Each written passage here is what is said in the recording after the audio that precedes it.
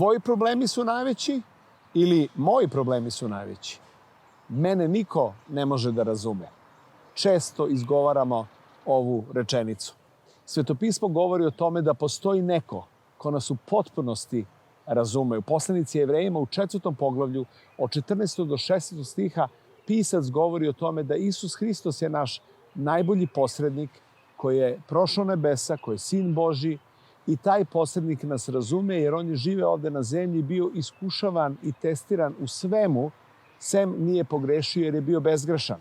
I onda pisac poslanice govori sledeće u ovom 16. stihu da je jedan izazov i ohrabrenje za svakog od nas. Kaže, pristupajmo dakle slobodno tronu milosti, da primimo milost i nađemo blagodat kad nam zatreba pomoć.